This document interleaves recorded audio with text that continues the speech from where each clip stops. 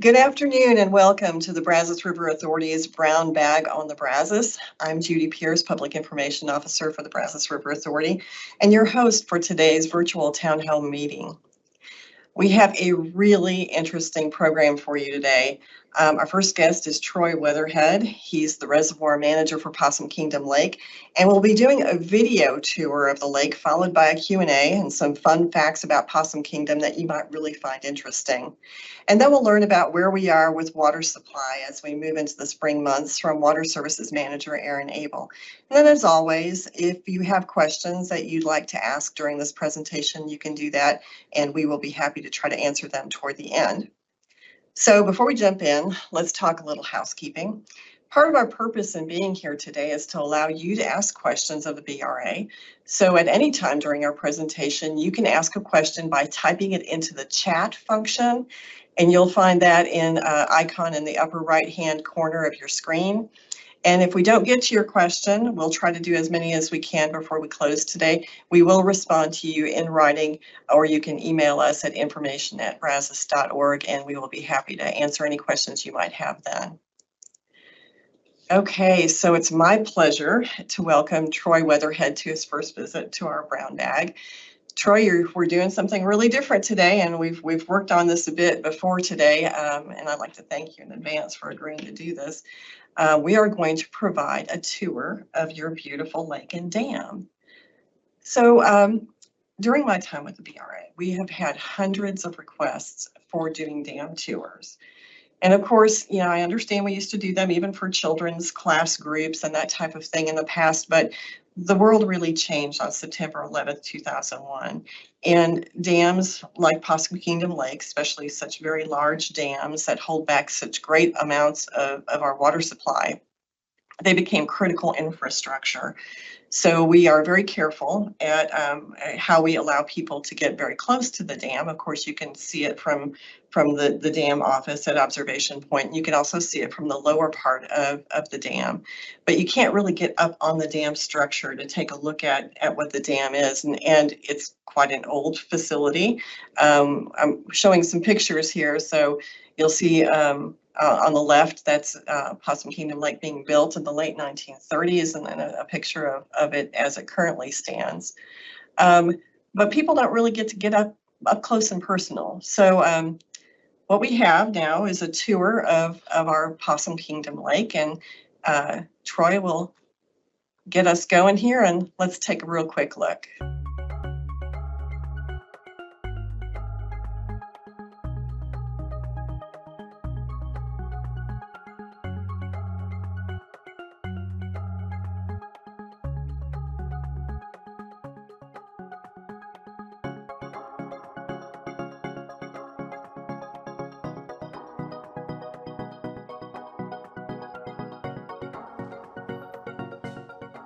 Hello, my name is Troy Weatherhead. I'm the reservoir manager here at Possum Kingdom Lake. Today I'd like to invite you on a tour of Moore Shepherd Dam.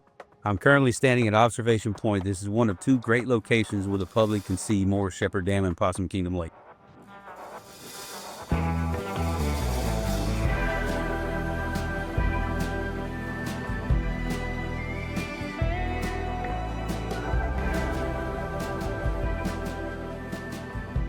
Now I'm located at the second point that I refer to where the public can view Moore Shepherd Dam, currently located between the dam and River Park. As you can see, we're currently releasing water via two low flows and a 42-inch ring jet valve. The amount of water being released as you watch it now is roughly 500 cubic feet per second, which equivalates to roughly 3,700 gallons per second. So that's a lot of water, and these are just three of our minimal sources. The dam itself is 2,700 feet long on the concrete structure. The concrete structure is roughly 190 foot tall. Over my left shoulder, you see the white building, which we call the powerhouse. When Moore Shepherd Dam was initially built, it was built with hydroelectric power plants inside of it. We last made hydroelectric power back in 2007 and have since decommissioned the power plant.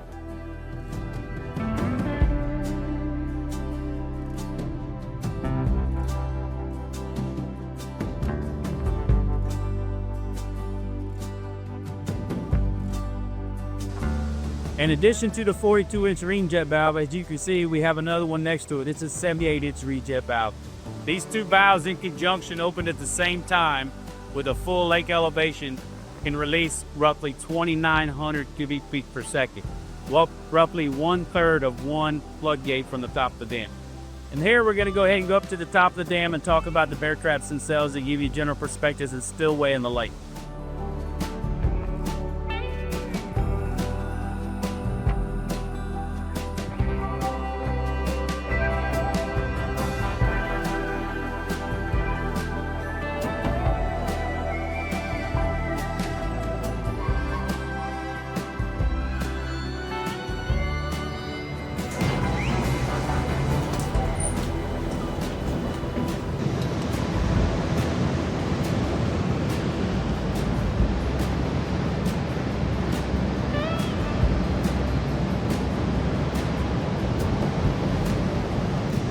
This is more Shepherd Dam Dam in the background. We're on top of it. The dam, as you can see, is a pretty impressive structure. The concrete's roughly 2,700 foot from south to north and about 190 foot so high. From here, this angle, you can see the bear trap gadgets. There's 9 of them. They're 74 feet wide, 13 foot high. Each one of them has the capacity to release approximately 9,000 cubic feet per second.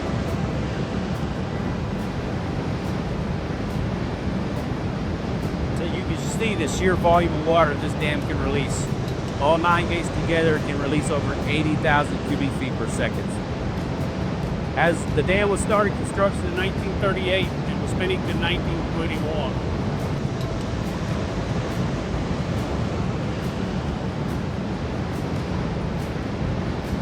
As you can see behind the dam is Possum Kingdom Lake.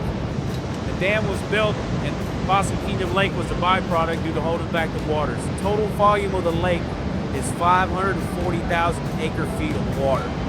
The lake has roughly 310 miles of shoreline and is in parts of 4 counties, Palo Pinto, Jack, Young, and Stevens County, with the majority of it being in Palo Pinto County.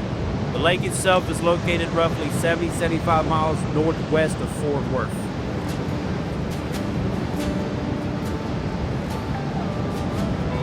Gives you a realistic approach at how big the lake is and looking downstream how far the river is down below us. Relative difference height between the lake and the river as we stand right now is roughly 129 feet difference. It's not really a cumbersome thing to do, but safety is of paramount, because in order to unlock the gates, I had to send an individual down on top of the gate who walks across it. He had to unlock 12 locking bars. Prior to unlocking the locking bars, we actually used the hydraulics of the lake itself and gravity to flow water into the gate chamber. Once the water between the gate chamber and the lake reaches equilibrium, the gate is what we call floating, so we can go down and unlock it. At that point, if I need to operate the gate to release water, we shut the valve that provided the water to the inside of the gate chamber, and we open another valve that drains the water from the gate chamber. As that water drains, the weight of the gate leads will collapse upon themselves. When a gate is fully open, the amount of water coming over it is roughly 74 feet wide and 13 foot high.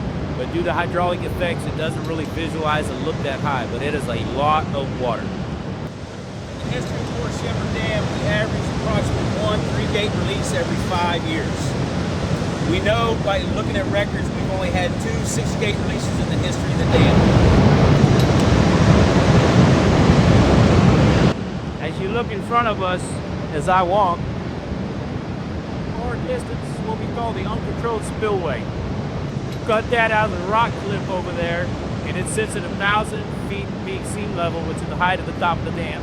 The purpose of that spillway is in events of massive floodwaters or significant rain, it allows us to pass water uncontrolled instead of going through the floodgates. It is for emergencies only, and it has never been activated. We have never flowed water over that spillway.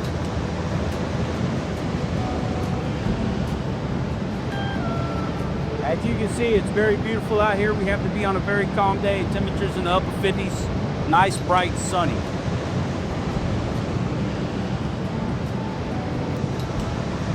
Currently standing on top of the pedestrian walkway above Gate 3. The pedestrian walkway was not original construction of the dam. It was added on in the mid-1990s when we did some other construction phases.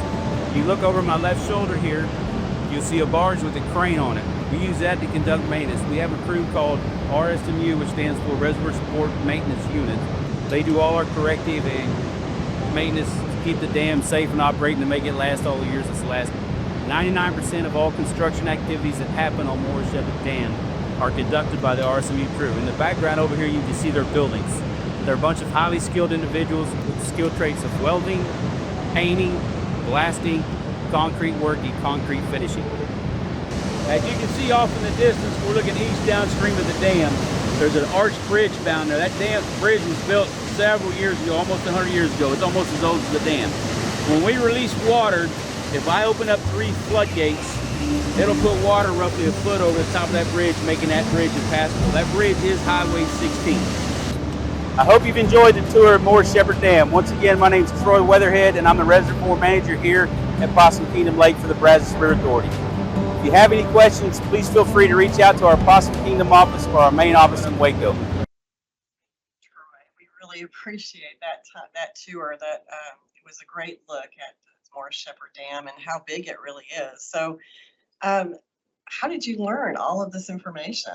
How long have you been with the BRA? Well, first off, let me say thank you for inviting me here today. It was a pleasure doing the video, and I got to thank your crew for their expertise and professionalism in putting that video together. It's pretty good. I'm originally from Southeast Kansas. I spent 25 years in the military, so I have a hydraulic and engineering background, but by trade of being in the Navy. So I noticed when I went to retire, there was a position at the BRA. I applied for it. Here I am today. I will say the last 11 years haven't come easy. There's been a lot of learning curves, but my background provided a lot of knowledge to me for basic foundation, and I went from there. Good deal. Well, thank you.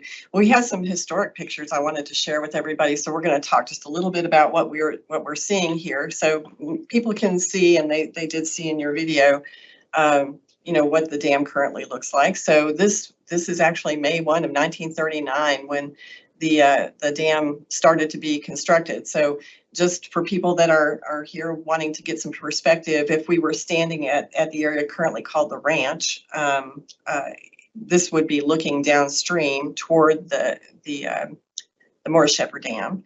And I guess our office observation point is up here. I don't know if you can see my cursor moving there on the cliff. That's correct, right? Yes, we are currently looking at the face of the dam from the lakeside, looking downstream. Okay. Highway 16 bridge would be way off in the far background. And while you have this out here, I'll just point out where you see the water going through the gate itself or the dam itself. That's roughly gate 3-4 area.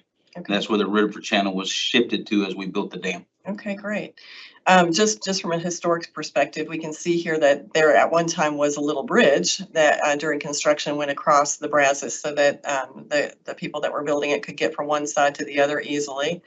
So that's the beginning of the construction. But I know a lot of people have asked us, why is it called Morris Shepherd Dam? So just a little bit about this guy. He is a former congressman from Texas who was really the person that was responsible for getting the money to be able to have us build. So the predecessor agency to the Brazos River Authority is a different name. So he went to Washington. He championed us getting some money to be able to build this, but he's also got a very historic history, family history there. His family was involved with the American Revolution, signed the Declaration of Independence, a big heritage there. He was a graduate of UT in Austin and also of UT and Yale Law Schools. He first became a congressman after the death of his father and ran for that position and was voted into it, and then became a senator in 1913 and served in that position until he passed away at age 65, interestingly, just about a month after the Possum Kingdom Lake Dam was completed. So just a few months later, they went ahead and named the dam the Morris Shepherd Dam at Possum Kingdom Lake. So here's a couple more historic photos. So the one on the left, I believe, if you are standing at observation point at our office there, would be looking at the construction of the dam. And then on the right, it's pretty much the same kind of view as we went further along into 1939, looking at the downside of the dam. So if you were going to be fishing at the river, you would be seeing this part of the dam. Is that correct? Correct. And that right picture, kind of midway on the right side, is actually the beginning of the construction of the powerhouse itself. So Right. we are in a restricted area here, so folks can't walk up and see that. But if you're downstream fishing or River Park and look up, just note that that is where the powerhouse currently stands. Okay.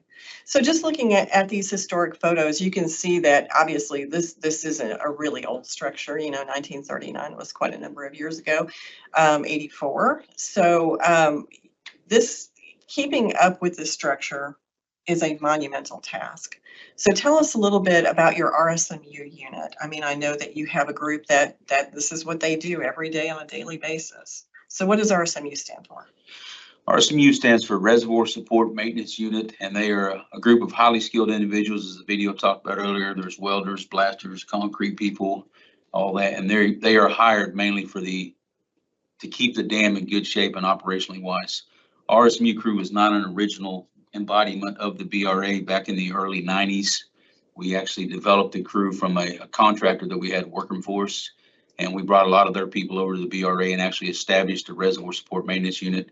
The unit was initially set up to actually, as its name implies, reservoir support. It was to go between all BRA lakes to do maintenance and upgrades. But once they got started at Possum Kingdom and realized there was way more maintenance and the crew that would need to be there full time instead of rotating. So they've stayed at PK the whole time. They have went to Granbury here and there to do a few things, and we as an organization are in the process now of establishing an RSMU unit at Granbury to help facilitate some maintenance down there. That's wonderful. Okay. Here's another little aerial view of the dam, and this would have been 1941, just before the dam is just about complete here. So we're looking at, on the left-hand side, it's the downside or the lake side of the dam. Correct. That most people wouldn't be able to see now. And our office and observation point is up here on the far left-hand corner. And then the downside of the Brazos River as it flows down past Possum Kingdom Lake.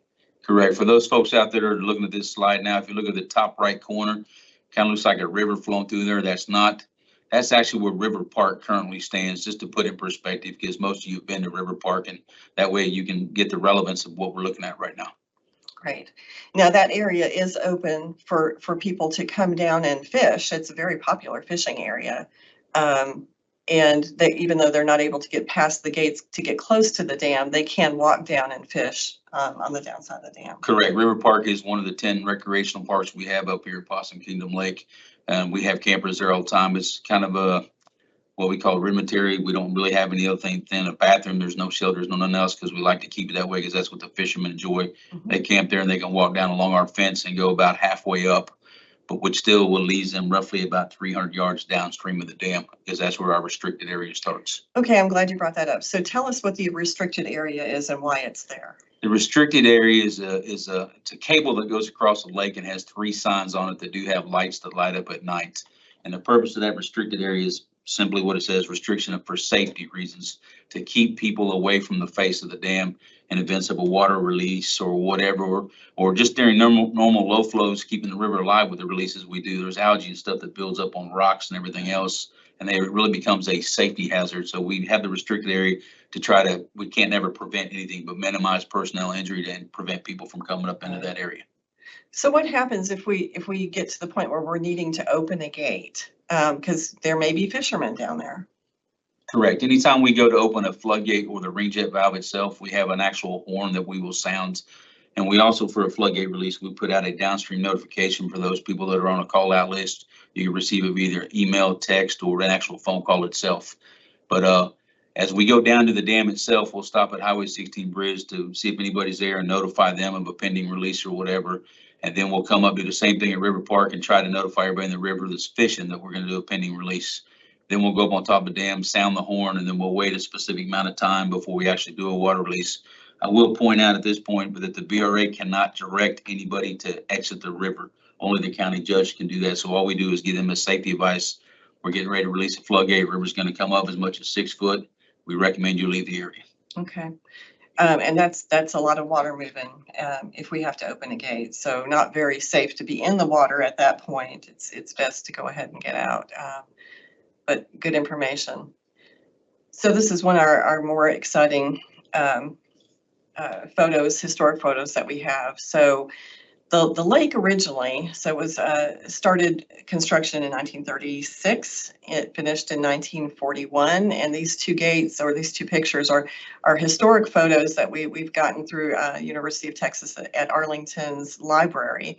But just a little information, engineers had said they thought that the lake would fill. It would take about 3 years to fill once it started to rain. That's a kind of a drier part of North Texas. And in fact, they had a major rainstorm, spring storm, in May of that year, May 1941, and it registered at the time the largest flows at the South Bend gauge of 87,400 cubic feet per second.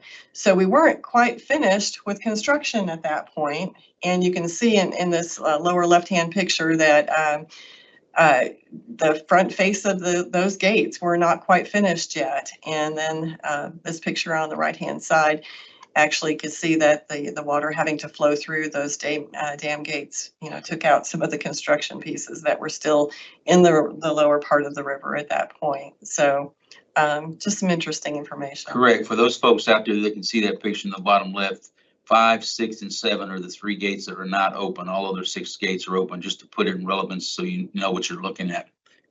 Good information. Okay. All right. So, we get questions, all kinds of crazy questions sometimes, but people want to know. Let's learn a little bit more about Possum Kingdom Lake and the dam. So I'm going to show a couple pictures here. If you'll see the one on the left-hand side, this was taken before, I guess, the late 1980s. And the urban legend question is, did the dam move in the 1980s? We have some people that say they remember the lake level being brought down quite a bit in order to fix the dam. So is that urban legend or truth? Well, it's both urban legend and truth. The dam has actually moved. We're not for sure when it really happened. It was noticed in the 1980s during an inspection. And after that inspection, we noticed there was a little bit of movement. So we brought in a bunch of engineers, did a bunch of testing and all that. And as a result, we've added a lot of concrete and gravel to the inside of the dam to give it weight, and installed a lot of instrumentation to aid in us monitoring to it. I will say that since we've done everything we've done, there's been no movement noted at all anywhere on the dam, and it has stayed firm where it's at. Great. Okay. Also in this picture, I want to point out that there you're not seeing the catwalk that's built along that we saw you walking on during the video tour. So when did that happen? That was also part of back in the early mid-90s when we did some retrofitting to the dam itself. To get across the dam, as you see where you're moving your cursor there, you'd actually have to walk down on this side of the gates through an embedded ladder that's built into the side of the pier and step on gate 1 and actually have to walk across gate 1. And what I mean by that, for you folks out there watching the bottom middle picture, them 2 guys are down there standing on top of one of the gates right now. That little walkway that's about their head level is a foot wide. You'd have to come down the concrete pier, walk across that all the way to the next pier, which is 3 gates down, and back up an embedded ladder, down another embedded ladder to get all the way across the dam. So it was very hard.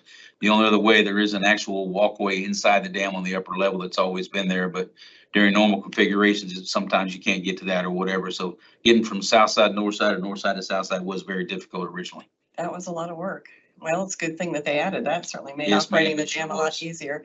So the second urban legend, can Possum Kingdom Lake's gates be opened automatically as they are on most dams now? No, we are unusual compared to all of the lakes the Brazos River Authority owns. We have what they call bear trap gates. The other lakes have tainter gates. And our bear trap gates are either open or closed. It's a 13-foot wall of water. There's no intermediate position, no nothing. As you can see by this bottom middle picture, there's 2 gentlemen down there on top of the gate. They're doing what we call unlocking the gate right at this point.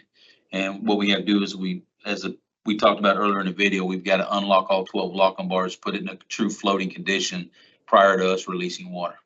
So that's the big significance about a bear trap. It's a long, if we were on a weird hour, we had no gates floating and we had river levels coming up and all that, and Water Services Department decided they wanted to have us open a floodgate, you're looking at anywhere from 45 minutes to an hour and a half from the time we get that call to the time a floodgate is open, with it not being floated initially. Right, right. So these gentlemen are in harnesses, and they're hooked to wires there, because that's quite a long drop. What about 10 stories? Well, in that picture, you see they're actually on 2 harnesses, so we have double the safety on them. And as you see to their right is the actual lake level itself, and to the left is the river channel. From their feet down to where normal river level is roughly 130 feet, roughly. That's a big drop. Yeah. So it's wonderful now that some of the newer dams don't have this type of gate, but we maintain them so they continue to work for Yes, us. They do. Okay. All right. The next one is how many times have we opened all 9 gates? Well, in the history of as we know, is reading back on all the records and all that, not counting the picture you seen during initial construction, we've only had 6 2-gate releases in the history of the dam. One was in 1957, one was in 1978. Okay. So this is the most recent 6-gate that we did, and so you can see there that catwalk is not yet built here. Correct. Got it. And as you see in that picture, gates 7, 8, 9 are floating. So we were standing by ready to open the other 3 gates back at that point. Necessary. Wow. Okay. All right. The next one is, are there spiders the size of dinner plates inside the dam? That's just another urban legend. There are spiders down there, but there's a lot of other things. Most interesting, we have a rather large colony of bats. And the majority of them are what they call Mexican split-tailed rats. Or not rats, but bats. They don't cause any environmental harm to anything other than, being a bat itself. So we just let them be. Okay. All right. And then that last picture on the right-hand side, is there a catfish the size of a VW car that lives at the bottom of our dam? I cannot say within 100% certainty no, but I'm going to tell you no.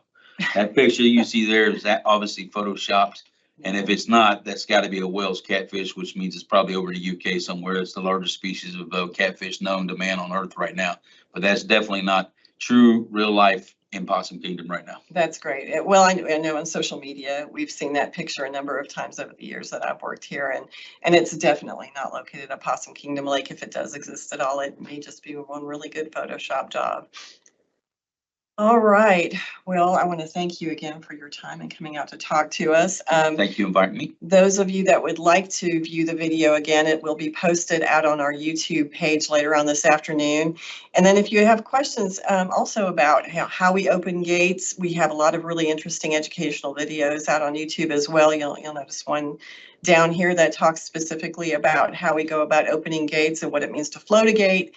As well as, the time that it takes to do so. So we do appreciate you taking the time to do all of this for us and to give us a good tour of the dam since we can't do it in person. But thank you very much again for joining us. And thank you for inviting me. I appreciate it. It's very nice to do it. Yes, thank you very much. And I'd like to do a shout out to Charlie Sugar too from our group here at the central office in Waco that put together that video for us. And thank you again for being with us. Thank you, ma'am. All right, so just as a little in between here, if you've had kids or you have grandkids coming to your home, you may have noticed that toilets seem to be some interest to children. So a lot of times we'll get calls of people saying, hey, stuff has gone down my toilet and it's all stopped up. What do I need to do? So we'd like to help you introduce your children to what not to put into toilets. That would be very helpful. So we do have some informational coloring books we would love to send to your family, your kids or grandkids. If you're interested in getting some of those, please send us an email at information@brazos.org with your name and your postal mailing address, and we will get one of those out to you as soon as possible. Just let us know how many you need. All right, our next guest, Aaron Abel, thank you very much for joining us again today. We do this after each of our board meetings and to give everybody an idea of what they can expect over the next couple of months, especially moving into the spring months. And I noticed today the Palmer Drought Index was released, and we went from 37% of the basin being in drought conditions to now 64% today. Is that right? It looks like we're moving toward drought. Yeah, I mean, that's one thing that we'll talk about today. One thing that we can say is the system is in good shape. There's plenty of water and in the 11 reservoirs in our system. And, we've showed this, I think, at most of the brown bags, but this is what we call our water supply system status graphic. And each column represents the location of each 11 reservoirs within the system. The height of the column is representative of the proportion of the amount of water that can be stored relative to each other. So Whitney, Lake Whitney is the largest reservoir within the system. BRA only has a small allocated portion of Whitney that you'll see there. Possum Kingdom, obviously, our most upstream reservoir, is another very large reservoir. So you're kind of looking across the basin from southwest to northeast. So the left, obviously, is the upstream portion, and then you see the Texas Gulf Coast towards the right. The white space in each column, that's the empty storage. So, and then the blue space is the full storage. So that's the amount of water from a percent capacity standpoint that's held in each of the reservoirs. And we also have a graphic or a table of various statistics in the upper right. You'll see percent full, a 2-week change in that percent full drawdown, and then a 2-week change in the drawdown. So, the one thing that you'll see, and this came out on yesterday, the 5th, and it comes out every Wednesday. But on the 2-week change, you'll see that Lake Sequilla, Whitney, Granbury, Granger, Lake Limestone, they all saw some benefits over the last 2 weeks. And that was really mainly due to the rainfall that we saw last week, where some parts of the basin, got some pretty heavy rainfall, especially for late January. Overall, we're at 94% full, and we're up about 1% over the last 2 weeks, really based on that rainfall. And we've really been hanging around 93 to 94% really since mid-November. Typically in the fall and the winter, we don't see much fluctuations in lake levels because demands are low. Evaporation is not very significant at all. So we don't see the fluctuations. It is good to see a little bit of increase as we move into the spring months. So one of the things that, let's see if we can get it to advance here. I talked a little bit about the rainfall here recently, and one of the things that we look at is the departure from normal precipitation. So, every point in the U.S. and Texas, they have what is represented as normal rainfall for January. Okay. And then you compare to what actually happened, and you'll see some areas that saw above normal rainfall, which are the greens and the blues, and you'll see the legend there on the left side, and then each of the white circles is the location of the reservoirs in the system. And then you'll see the yellows and yellow shaded areas, and those are areas where we saw lower than normal rainfall for the month of January. So this dates back to early January. What you'll see is obviously this strip of above normal rainfall from the upstream portions of Lake Stella, Lake Belton, then over to Whitney, Aquila, and then up to Granbury. That was last week's rain that system came in and brought some pretty good totals. So you're seeing anywhere from a ½ an inch to 3+ inches of above normal rainfall for the month of January. Going down further in the lower part of the basin, in our lower basin counties of Fort Bend and Brazoria, you'll see that same above normal rainfall in that area as well. That is one from the rainfall last week, but also everybody may recognize and remember the snow and ice event that they had down there a couple of weeks ago. So that overall, it was good to see some beneficial rainfall in January. So that was quite a bit for snow and rain in the Houston area. Yeah. Okay. So looking a little bit further back, this is the 120-day or 4-month departure from normal precipitation. So that kind of dates back to the early October timeframe. And one thing you'll see is most of the basin is below normal, really from just downstream of Possum Kingdom, and then really focusing around the Bryan College Station area. You're seeing 8 to 12 inches below normal rainfall over the last 4 months, and that is a substantial amount of rain that didn't happen. And so we've really been seeing this particularly dry region, really below the reservoirs for the most part, but you'll see some of the reservoirs in the central and lower part of the basin that are our lowest, that have some drawdown. So from a long-term perspective, you see that's where we're seeing the most in terms of drought impacts. Lake levels are fine, but when we talk about drought, there's also agricultural impacts, soil moisture, and that can affect stream flow as well. Okay. So, what can we expect? And I know we talked about the El Nino, La Nina cycle in the past. I wanted to give a little bit about what actually that is. I know, news agencies and organizations will talk about El Nino and La Nina, and the general public may not understand what that is. Well, it really is a global weather phenomenon that is focused on the Pacific sea surface temperatures. And when the sea surface temperatures in the Pacific are warm, that's called El Nino, and that can cause the jet stream and storm track to change. And that typically causes that Pacific jet stream to be in the lower tier of the US. And we typically get, more storms and more rain in Texas and in the southern tier of the US in that warm Pacific. And these sea surface temperatures are relative to normal. So the National Weather Service and NOAA have monitors that actually monitor sea surface temperatures at certain depths all across the globe, but particularly in the Pacific.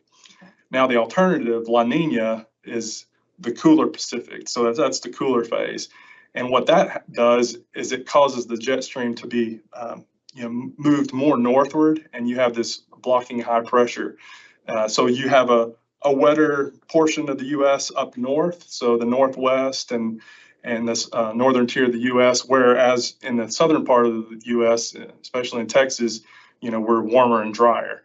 So, I think everybody, wants to know, like, where are we now? And so as of earlier this week, and we've been kind of trending this way, is towards that La Nina phase. So here is the sea surface temperatures over the whole world. On the right, you see the legend, and that is the temperature anomaly. So that's in degrees Celsius. Obviously the blue and light blue colors are below normal temperatures, and then the reds and oranges are above normal. So you'll see the Pacific, and that's that oval area. That's what we're talking about in the Pacific Ocean, where that folks are monitoring that to determine, are we in El Nino and La Nina? So right now we are, classified as in a La Nina advisory, I guess, if you will. And, but we did have rain last week. So, even though we're in La Nina, doesn't mean we're not going to get rain, but it is something to watch. And so, taking that into consideration, the National Weather Service, NOAA, and the Climate Prediction Center, they release seasonal precipitation and temperature outlooks monthly. And this is for the February through April outlook. So we're actually looking at a longer term, 3-month outlook. And so on the left, you'll see the precipitation outlook, and it kind of models La Nina. So if La Nina is in place, the longer term outlooks are going to say drier than normal, and that's kind of what we're seeing. Is this going to happen? I don't know. There's more to the global circulation than just La Nina and El Nino, but it's something to watch. And then on the right is the temperature outlook, and that's showing, for the most part, above normal temperatures in the southern tier. Okay. Yeah, for this 3-month. Now, we can look a little bit further out to April and June outlook. And, these are released in the middle of each month. So you can go out there and kind of search for these, and you can find those on the websites out there. But, for the April through June outlook and precipitation, the western part of Texas and the upper part of the basin, it's kind of trending towards a more below normal precipitation, April through June. And, as everybody realizes, April through June is really where we get most of the rainfall of the year. So that's something to watch. Now, everybody will wonder, well, what does equal chances mean? It just means they don't know. Right. It could be above normal, it could be below normal. There's just not a strong signal. So, part of the basin, there's a possibility that, we get normal or above normal rainfall. And then the temperature outlook is still kind of the same as, A little bit warmer than a usual. little bit warmer than usual. So now looking ahead, as far as the drought outlook, those longer term outlooks get compiled into, what this is called. And this is, just looking at the drought outlook in areas where, we may see persistence of drought or improvement, et cetera. So the legend in the lower right kind of depicts, the category. So brown areas, the drought persists. Those tan areas, which we don't have any of those in Texas, those are drought. That's where drought remains but improves. And then the green, drought removal likely. And then the yellow is, development of drought. And so we're seeing that persistence of drought in, our central and maybe lower portions of the basin, and then some development a little bit further north in that yellow area. And this is valid, through the end of April. And this is, again, updated on a monthly basis as well. So, right now, our system is in great shape going into the spring. And, normal rainfall will have releases. And if we don't have much rainfall, we'll have less releases. So, that's kind of where we stand right now. But, our system is in great shape as we are right now and looking into spring. Wonderful. So. Wonderful. That's good news. I mean, if we don't have to worry about conserving just yet, we're doing okay before we get into the hot summer months. So wonderful. Yeah.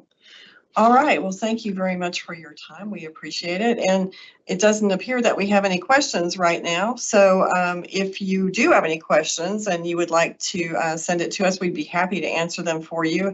Send us an email at information@brazos.org and we'll be happy to answer that.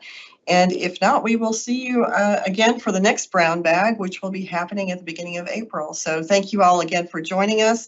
We hope you have a great afternoon.